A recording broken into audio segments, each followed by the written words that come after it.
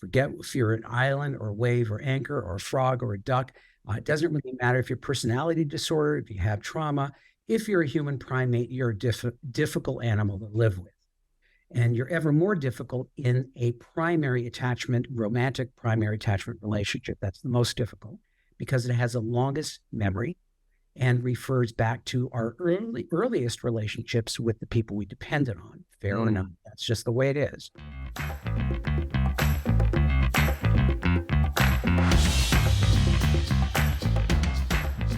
Hello, and welcome back to another episode of the Thrive State Podcast. I am your host, Dr. V, triple board certified MD and performance and longevity expert. And on today's podcast, we go into relationships. Now, if you read my book, Thrive State, if you haven't, go check it out, thrivestatebook.com. If you read that book, you will understand that relationships or the people around us actually influences our energy. And if you've been following this podcast for a while, you would know that our energy, what we feel, is actually messages we give to every strand of DNA in our body, controlling how our cells behave, which controls our health, our happiness, and our human potential. So relationships are super important. We need positive, nurturing relationships, and those actually are a marker for longevity. The longest lived people on the planet have these positive, nurturing relationships. But do you remember how to actually build good relationships? Have you ever been told how to communicate with other people that might be different than us? You know, I never had that training. In fact, you know, in my current relationship, admittedly so, we've been in 5 years or so of really just at each other, being true triggers that start to beat each other up, not being able to see who we are and how we show up in life. And my guest today is actually somebody I really look up to. In fact, one of his books was pivotal in how we started to change and understand our relationships. Did you know that how we grow up, our relationships with our parents, really are the formative years of how we grow to interact with people? If you have people that were very controlling in your life or told you what to do or very narcissistic, potentially you become someone that just wants to hide away. Now, some people call this a avoidant attachment style. Our author here actually talks about that being an island. You're an island. Or were you in relationships where you were neglected and you were abandoned and you didn't have anyone around? In fact, potentially that causes you to be assertive or come out and try to get attention because you weren't seen. Some people call that an anxious attachment style. And this author calls that the wave. Communicate with and how to elevate your ability to communicate with other people. Now, before we get into the podcast, welcome in. If this is your first time, I'm Dr. V. This podcast is really about getting you into the Thrive state, getting you into a state of being so that you can have more success in your health, in your finances, in your relationships, so that you can become the best version of yourself. And then every week, either myself or a guest will really give you some knowledgeable tools and insights to make that transformation. And if this podcast has already delivered value to you, thank you so much. Please help the show grow by subscribing to the podcast, leaving a comment, liking this video, and sharing it with your friends and family members. That's going to allow this message to get to more and more people. You can also help it grow by leaving it a 5-star review wherever podcasts are heard. That's really, really going to help us out. So thank you so much. And as a free gift to anybody wanting more performance, more longevity, more love in your life, get this free resource. Go to thrivestatestarter.com. You're going to have a bundle of free resources, including breathwork, exercises, and ebooks to get your journey to Thrive State started. Now, this interview is actually with relationship expert, Dr. Stan Tatkin. And again, even before I did the interview, my partner and I actually read his books. Actually, the book is called Your Brain on Love. And if you want to check out more of his books, he's also wrote The Relationship RX, or The Relationship Prescription, Wired for Love, and We Do. So check out his books. This is Dr. Stan Tatkin. I actually did this interview as a part of the Thrive State Summit, where I got to interview 50 of the world's thought leaders in mental and emotional wellness. And this interview was something we got great feedback on. In fact, if you want to see the entire summit or interested in the digital courses we have, check out mythrivestate.com/pro and use code ThriveState50 for 50% off all digital products. That's mythrivestate.com/pro and use the code ThriveState50. Ladies and gentlemen, please enjoy this conversation on relationships, how to master your relationships with Dr. Stan Tatkin. Hello and welcome back to another session of the Thrive State Summit. I'm your host, Dr. V, triple board certified MD and performance and longevity expert. And today I actually get to interview someone that's been so instrumental in my life and my relationships that he didn't even know until just a couple minutes ago. He's none other than Dr. Stan Tatkin, who's a leading figure in relationships and human behavior. His transformative work, including the psychobiological approach to couples therapy, has resonated worldwide, reaching millions through his TEDx talk and best-selling books in multiple different languages. He's a clinician, educator, and researcher, and his work extends far and wide. His accolades include being named Educator of the Year by the American Association of Marriage and Family Therapists. He has shared his expertise as an assistant clinical professor at UCLA. That's another thing we share in common. And as Relationships First nonprofit member promoting healthy connections.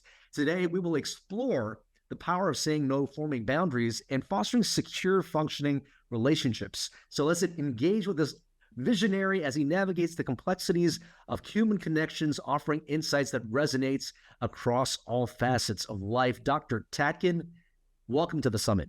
Thank you for having me, Dr. D.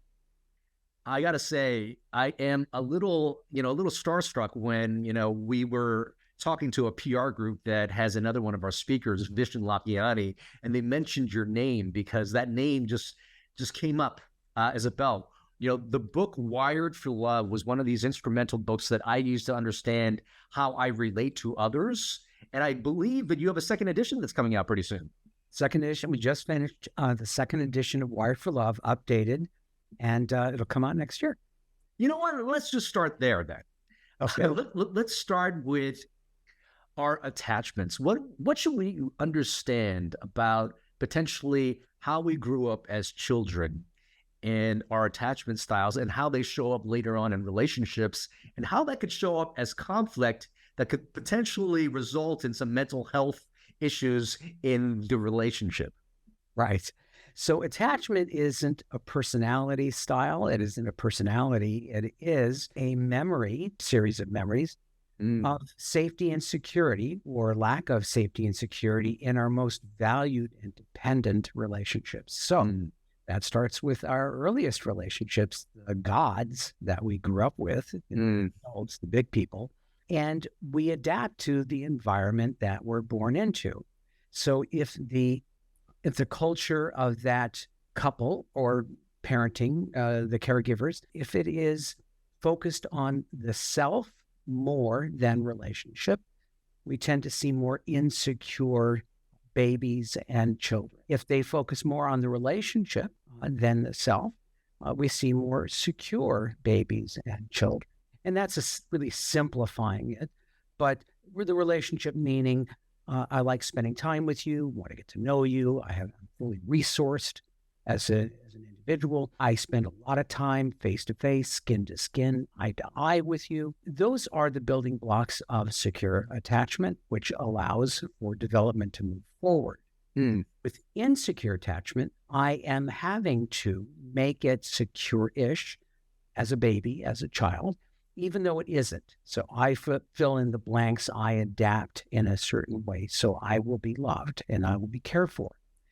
This creates a kind of an injustice, unfairness situation that gets parlayed later on to adult relationships.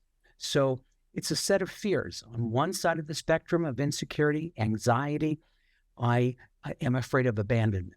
I'm afraid of So the parent is concerned too much with self and their own needs instead of the relationship, potentially not giving the child what they need, the child feeling abandoned. Okay. That's right. The parent themselves feels they need a regulator, an emotional regulator, and the child suits that because it's a child, it's a puppy, right? And, I can cuddle it, I can love it and have it be near me and close to me and stay young and stay cuddly and, right? But I also feel overwhelmed by the world. I feel childlike myself. I feel sensitive to withdrawal. And so I get the baby to give up autonomy and exploring the non-caregiver world for keeping close to me. And that's the secure base, but it's a ripoff. also, because I am a little bit needing myself, maybe a lot needing myself as a caregiver, I also get overwhelmed and frustrated with this child who now clings to me. So I alternately want the child to be near me and then want it to go away and leave me alone while I am preoccupied, say, with my relationships or my own history of unfairness and injustice. So the child becomes ambivalent, and the child doesn't know whether to approach or to ask or to whine or to do anything because it's afraid that if I'm too needy, I get rejected or abandoned or punished. And this makes for an angry kid and an angry adult, right? So I go into a relationship with you. We call them waves. They're called other things in the literature, in the science of attachment, waves. And I am constantly testing you.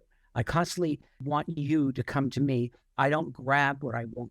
I don't activate my real self to have healthy self-entitlements of engaging and commanding and taking what's mine.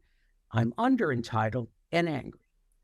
That's on that one side, clinging side. On the distancing side, I'm also anxious. This is often not really said. Both sides are anxious. I'm anxious about you encroaching on my freedom, my autonomy. I had the opposite.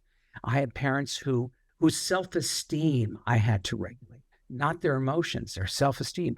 So performance, appearance, looking good becomes more important in the relationship. And I'm expected to grow up before I am able to.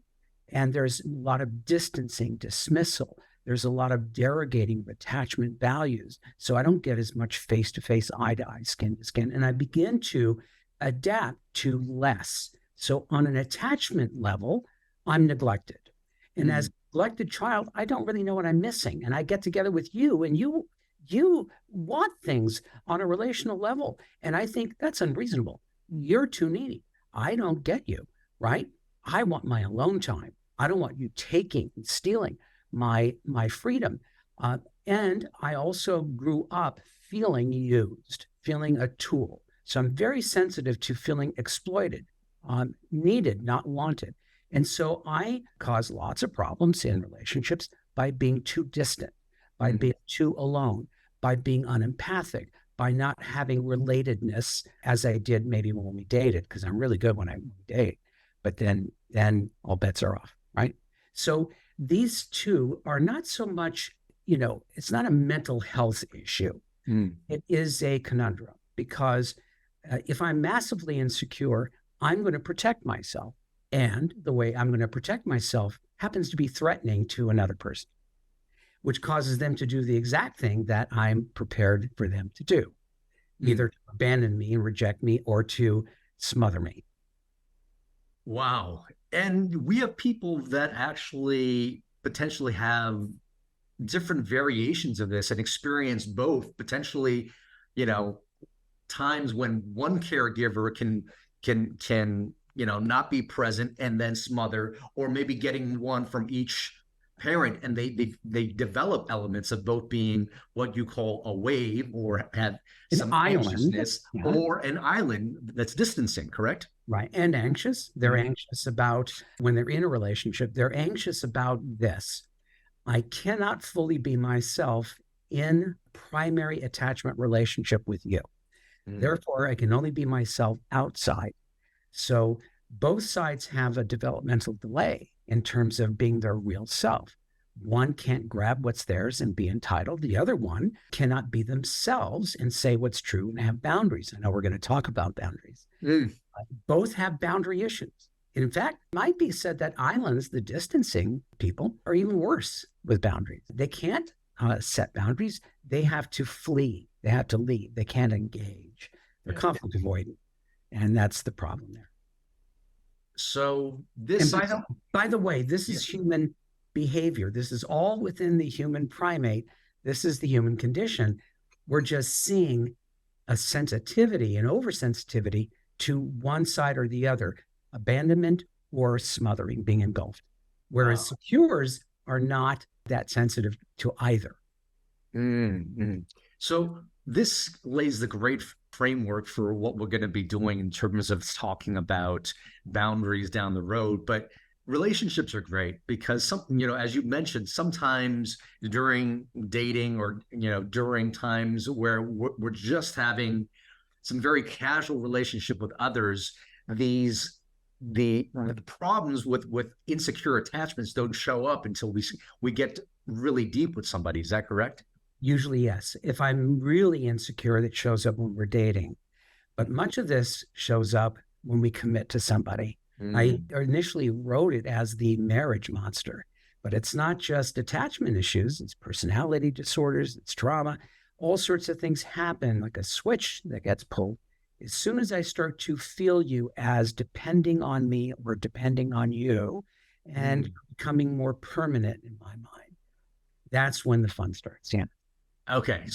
So I'm pretty sure some people who are listening now, or some people are like, oh man, I don't know if I should stay in this relationship or not. So much comes up in me. This person triggers me perfectly. I could share that probably happened in my relationship before, but I'm almost also understanding that the person that I have chosen has reflected back to me the things I needed to heal within myself and is the perfect partner for me to do my own inner work. So can you talk us a little bit about that moment in time where we're starting to say, oh my God, this is really a game we're playing, how it starts playing out, and what should be the things that we should start to do, whether we are one attachment style versus another, in terms of, helping us heal inside?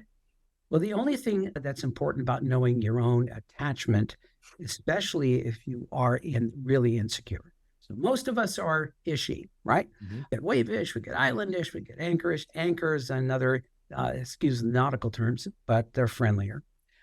Anchor is in dead center or in the center of being secure, which means that we can, in relationship, be clingy, we can be distancing, but we're not a one-trick pony. We're not a card-carrying member of either camp.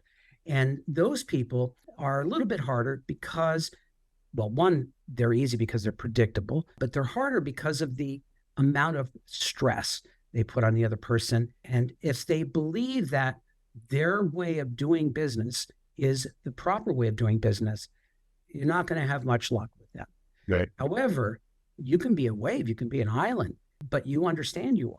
And you can also correct this and apologize for your behavior in a relationship. And that relationship we call secure functioning, which is basically a relationship that is made up of social contracts that are fair, just, and mutually sensitive, that people should do anyway, always. And there's a really good chance that if people play the game that way, they will actually pull each other into security. So that is going to be the problem. And knowing if you're insecurely attached, understanding you and knowing how to deal with you is also going to help you and me. So that I want to say. Let's talk about the other part. And we have to understand the human condition, which, forget if you're an island or a wave or anchor or a frog or a duck. It doesn't really matter if you're personality disorder, if you have trauma. If you're a human primate, you're a difficult animal to live with. And you're ever more difficult in a primary attachment, romantic primary attachment relationship. That's the most difficult because it has the longest memory and refers back to our earliest relationships with the people we depended on. Fair enough. That's just the way it is. We pick each other by recognition and familiarity. Therefore, chances are you are going to have the bite that fits my wound. I'm going to have the bite that fits your wound. Relatively close enough to be a problem. That is human nature. That is nature itself. Nothing you can do about that except learn that will happen and then how to work with it. Also, the very same thing that we fall in love with is what we're also going to despise. Nature's little joke here. Those are two sides of a similar coin. All the things we didn't know how to deal with in our childhood or adulthood, we're going to not be able to deal with in our partner, and we will think we've picked wrongly. That is usually not the case. It is usually because I still don't know how to handle this animal that I picked, and I don't like things that I can't handle. I don't like babies that I can't soothe. I don't like dogs that don't lick. I don't like cars that I can't drive. So this is another issue that we have to parse, right? There's a whole lot of things going on with us human beings that make us easy and really difficult. That is something that I love to, dive in deep on, because the question was why. And I think you answered it so well, because we probably seek within our partner subconsciously, well, not seek, but attracted to familiarity, which is Yes. probably why we tend to find, people who are waves attracted to people who are islands and vice versa. And just to let people know, when we're talking about waves, I guess the other terminology used out there would be an anxious type of attachment style. And when we talk about islands, we're talking about people with avoidant type of attachment styles, correct? Right. So in reality, in the actual study of babies and children, both sides are actually anxious. One is, the earliest terminology was anxious ambivalent. In my work, I called them angry resistant because that's what I would see in my research. And then the other side, distancing, yes, avoidant, dismissive, but still anxious about, having their freedom taken from them. So that is what that's based on. And again, it's not pathology. That's normal. It's just irritating to be with or to have that. But I want to make the point that we're, as human primates, we're irritating, annoying, and disappointing just being ourselves. Well, I think that's good for everybody to know and recognize that nobody doesn't poop. And so we all come with our own things. Yes. How then do we start to resolve things? Because I would probably say for a couple of years in my relationship, we would just be triggering each other so much to the nth degree, and it would get into states that I think were really poor for our mental and emotional health. But I think as we start to have the awareness of our own attachment styles, and I think one being able to create a little bit of pause during our interactions, do we see these old patterns come up, recognize these patterns, and make some more conscious choices Right. about how to show up. So can you maybe walk through how people start to go from chaos to a place of maybe understanding and healing? I hope you're enjoying the podcast so far. If you are, I just wanted to let you know, join our community. There's so many free resources and a great community of people that desire health, happiness, human potential, to have more in their life, more health, more energy. And when you have those two things together, you could create more happiness, more abundance, whether it be financial, romantic, all these things in your life. And if you're just starting out, you don't know where to go, just sign up for thrivestatestarter.com, because in there you're going to get a bundle of information that includes a longevity ebook, a longevity and performance resource guide, lecture notes that come from my keynotes at Google, at Fortune 500 companies, all the insights in that keynote in lecture slide form given to you. And then finally, breathwork. I share 3 powerful breathwork exercises to access calm, which really gives you clarity and peace during the day, to access energy if you need to wake up and really motivate yourself, and finally a breathwork routine that you could do every single morning so that you could be very intentional with how you create that day. You can find all this stuff delivered free to your inbox at thrivestatestarter.com. And our community is growing. If you want to be a part of a community of people that desire the Thrive State, that are really in Thrive State themselves, and help other people along with that, you could be a part of the community. You can get group coaching from me. We do breathwork sessions, meditation sessions, and you also get to drop in and participate in podcasts in the future. You could find more about the community at mythrivestate.com. That's mythrivestate.com. So check out those resources. You're not going to be disappointed. And please enjoy the remainder of this podcast. There's only one way. And I really focused on this in my latest book, In Each Other's Care, during the COVID period, that if we accept that by nature, the average human being is by nature, and always has been, aggressive and warlike, fickle, moody, impulsive, opportunistic, xenophobic, meaning racist. We all come that way, and easily influenced by groups. Then we understand that all people have to be reined in by believing in something greater than themselves, either the law or some idea of civilization, some religion, perhaps, or growing up and believing in principles that are self-governing. So secure functioning is growing up. It is being able to tolerate pain, to tolerate differences, to be able to be humble, to be able to fall on your own sword and make amends, to put the relationship before the self, to be able to think as a two-person psychological system of we and us, and interdependence. We have the same things to gain and the same things to lose. We are equals, shared power, shared authority. We don't mess with each other. Two generals. We work together collaboratively and cooperatively. That takes structure. You and I have to co-create this thing called a relationship, which is a mythos because it doesn't exist in reality. It's in our heads. We have to make the same thing, make sure we're thinking the same way, and then come up with a culture, our own culture, with our own ethics, what we are going to do and what we are never going to do. That's the only thing that has ever bound us and kept, our better angels in check. Otherwise, we do damage. And unfortunately, couples is the only system, only union that does not understand this and is not prepared for this. Businesses are, the military is, paramilitary like cop car partners know this, dance troops know this, Olympic skaters know, we have to have a shared purpose and a shared vision. We have to find where we are the same and where we agree, or we will go to war. We will rob, we will steal, we will do bad things. And so there is only one way out. And that is, being thoughtful, co-creating our own civilization as a couple, our own society, mini society. We cannot leave it up to, we'll just play by ear. That's dangerous, right? We're going to do harm. So we plan for our devils, not our angels. And we expect the best and plan for the worst. What could possibly go wrong?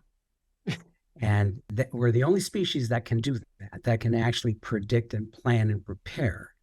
We're the only species that can make things up, which is a relationship. Animals don't think of a relationship at all, right? We don't think so, at least. And so we have to use that area of our brain and to think and work together and expect that we're going to violate each other's rights. We're going to be insensitive automatically, if not purposely, but usually automatically, reflexively. And that we're memory animals. So most everything we do is by memory, by a cheap kind of memory, a heuristic model of thinking, basically pattern recognition. And that's why we get triggered. We get triggered because our threat system, our survival mechanism, picks up threat quickly and easily from the face, from movements, voice, word choice, sentence choice, movements, all these things that make us go, what do you mean by that? Why'd you look at me that way? Why don't use that tone, right? And this along with, and I'm sure you know this, the brain has potential errors that are always there. Communication is terrible on any given day. Our memory is off and our perception is constantly changing according to our state of mind. What could go wrong, right?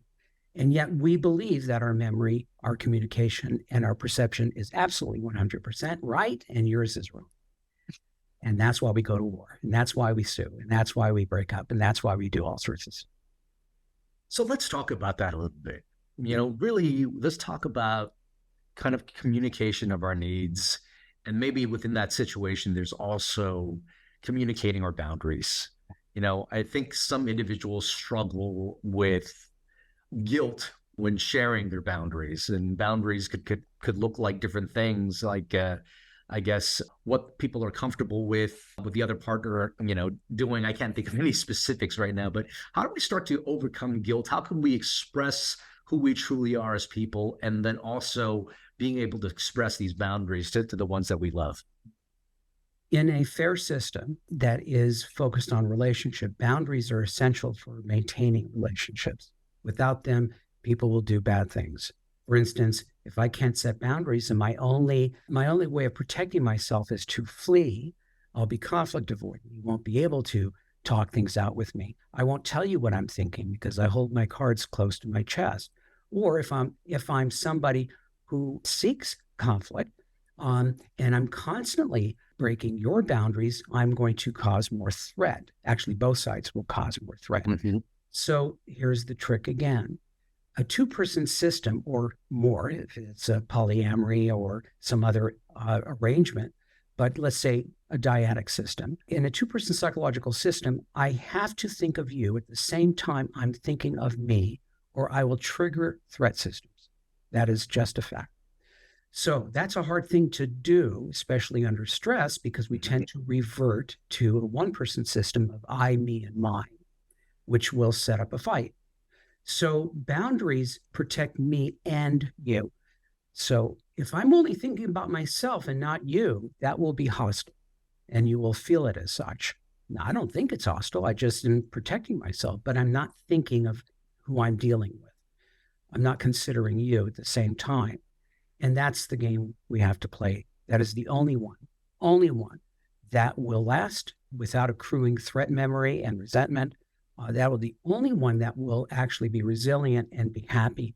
And it is very hard to do a higher complexity of social emotional functioning because I have to make sure that you don't lose at any time. Otherwise, I'll pay for it. I'm not going to lose either because you'll pay for it. So we understand each other, that we have to work things out differently. It has to be good for me and good for you. It takes a little longer, but it always works out. We have to be creative to find win-win solutions most of the time, so we don't look back and litigate past unfairness, right? That's how we want to do it. And again, it takes some growing up because we're very selfish creatures. And couples tend to have a built-in entitlement because they think they're family, and they're not. They're not family. They're not blood. They're strangers constantly trying to get to know each other. And the formalities of strangers must exist. The respect, the awareness of being another individual and respecting that individual and knowing who we're talking to. Can you give us some practical kind of communication, tips, so to speak? You've probably worked with thousands of couples on either camp of island and wave. Are there ways of sort of bringing up or setting up a communication pathway so that we could start communicating our boundaries better?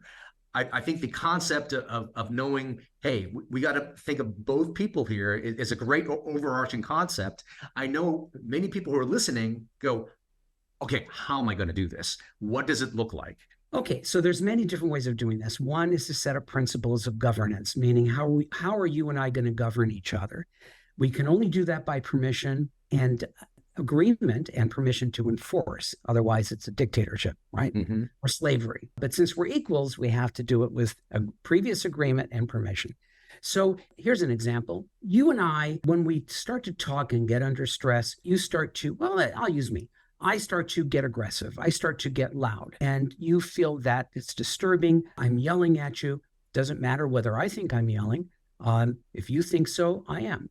And so I might say, okay, let's do this. I don't know when I'm doing it. I'm completely unaware, automatic. And so when you start to experience me as getting aggressive, I'm giving you permission to just say, tone it down or stop or quieter, please, right? And I pledge now, when you do that, I will yield. I will cooperate. I'll apologize and we'll carry on and I'll change my attitude.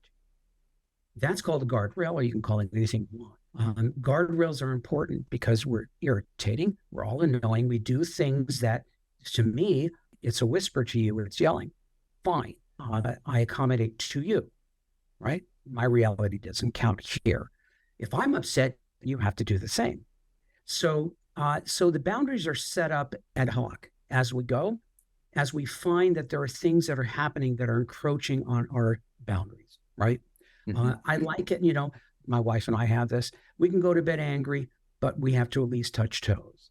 And we decided that's the best thing we could do, even though it could be the hardest to do. But the best thing we could do because we know we need to have a good night's sleep. There's no upside to to not doing that, and it actually works. So we put together principles of how we're going to live. One such principle is we protect each other in public and private.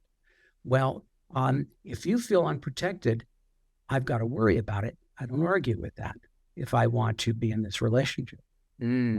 Right? So I accommodate your sensibilities because I'm going to want you to do that with me and not argue, right? Two-person system, cooperation. The cooperation part is yield in doing what I say I'm going to do.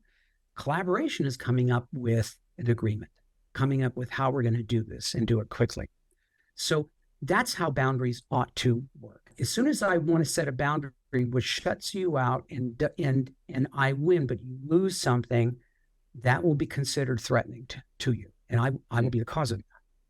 So I just want to caution people, because people who have never had boundaries and suddenly discover them start to, again, think as a one-person system.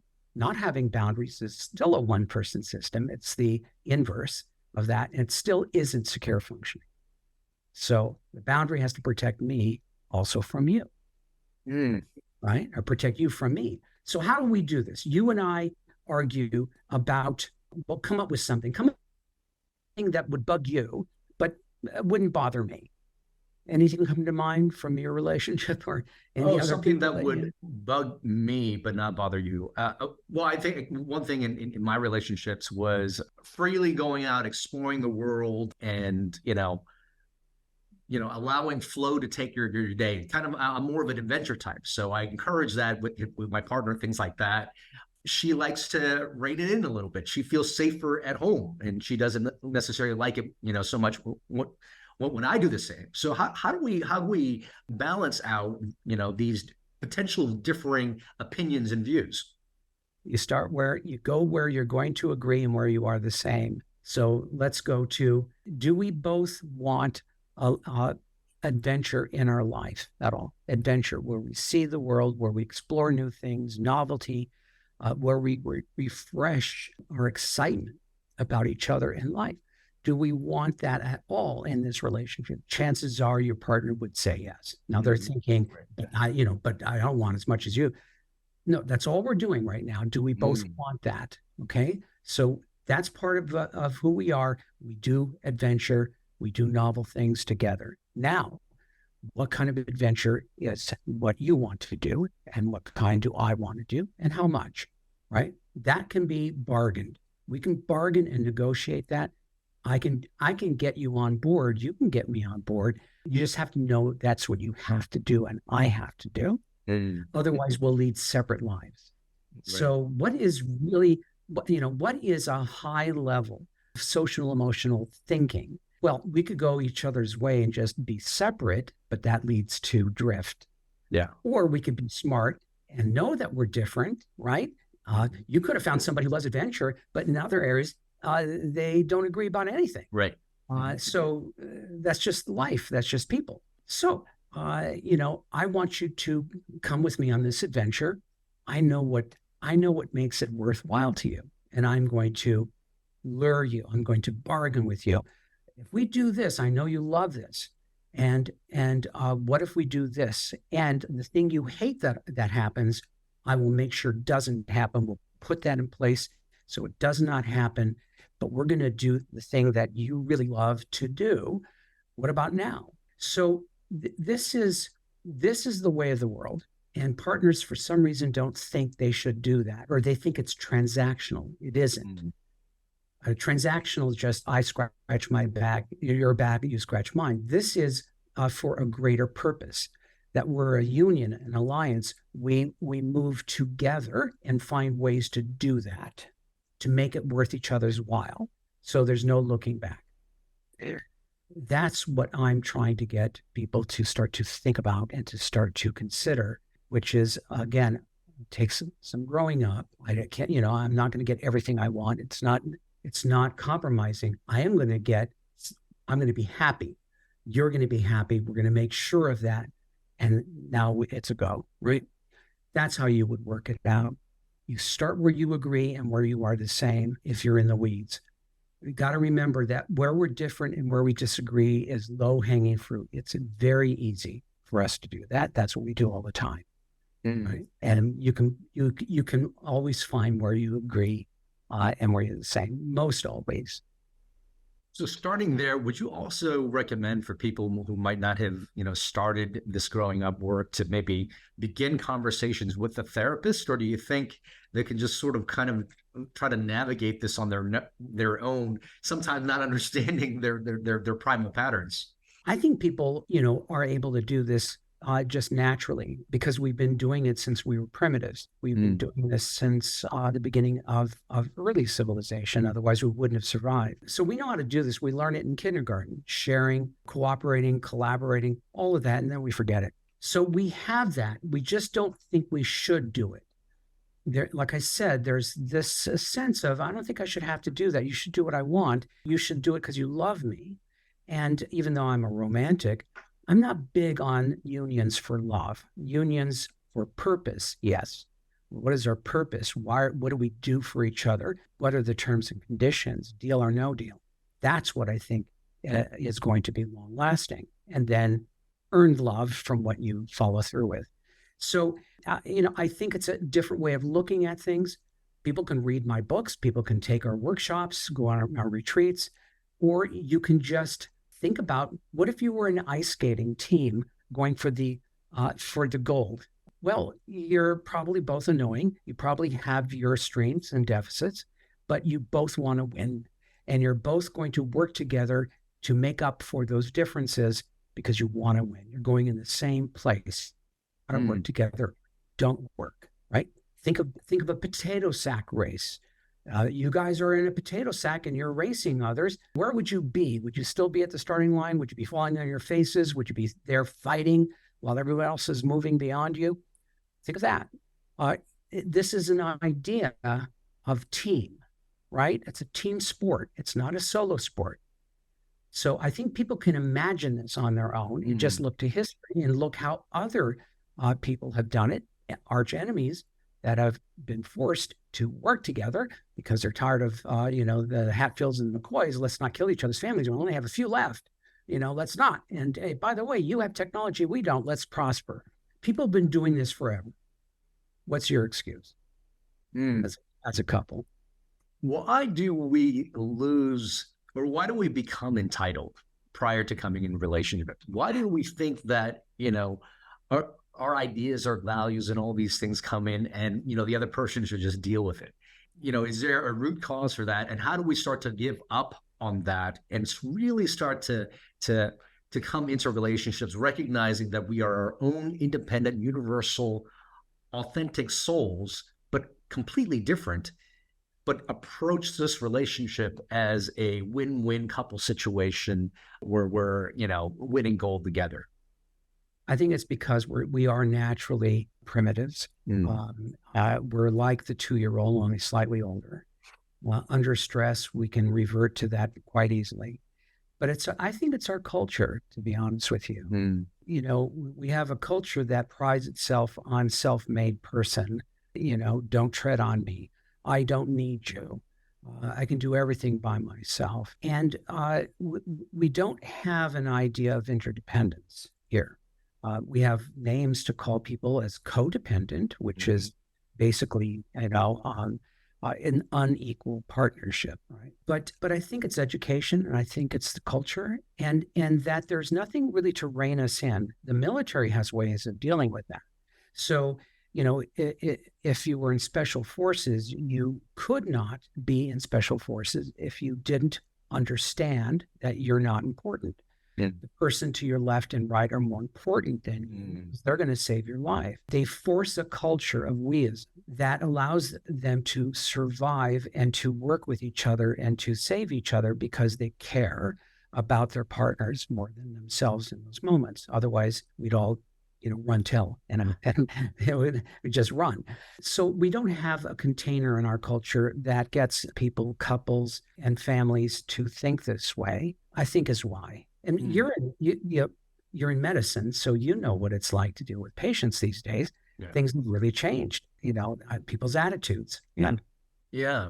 So, I know we're wrapping up here, but for anyone who might be struggling in relationship, for anybody who thinks that they potentially are in a toxic relationship because the other person's not like them, what would be some general advice and resources you can offer? Maybe some hope before kind of throwing in the towel on their current situation. First, if you're in an abusive relationship, you get out. You don't listen to what I'm saying at all. You just get out. If you're in a relationship that you feel is deeply unfair, inequitable, and you're getting the raw end of things, then it's time for a sit down and to talk as the co-executive you are, and see where the two of you can agree. Consider this a discussion, a meeting of continuance. Why should we go forward? And do you agree that we have to please each other, that we're in each other's care, that we are in service to each other? Do you agree that's a good idea? If your partner says no, bye. Yeah. That's the litmus test. If that's what you want, don't settle for anything else. Here's the problem. We have a biological system called attachment. And the attachment system is there as glue to hold us together, even if we shouldn't be.